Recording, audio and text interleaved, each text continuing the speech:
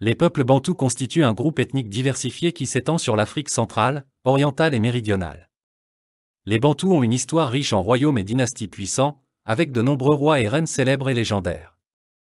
L'un des royaumes bantous les plus connus est le royaume de Congo, qui a existé du XIVe au XIXe siècle dans ce qui est aujourd'hui l'Angola, le Congo et la République démocratique du Congo. Le royaume de Congo était dirigé par une longue lignée de monarques héréditaires, connus sous le nom de Mani-Congo. L'un des rois les plus sous la direction d'Afonso Ier, le royaume de Congo est devenu célèbre pour son gouvernement central très organisé, ses artisans qualifiés et ses réseaux commerciaux florissants. En Afrique du Sud, le royaume zoulou a été fondé au début du XIXe siècle par le roi Chaka. Il a révolutionné les tactiques de guerre et créé un système de gouvernement très centralisé, ce qui a conduit à l'expansion du royaume par la conquête. Bien que confronté à la colonisation par les puissances européennes, le royaume zoulou est resté l'une des entités les plus puissantes d'Afrique australe jusqu'à la fin du XIXe siècle.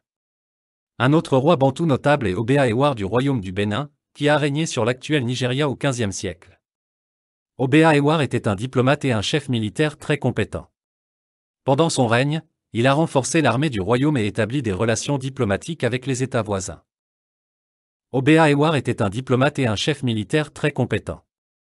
Pendant son règne, il a renforcé l'armée du royaume et établi des relations diplomatiques avec les États voisins.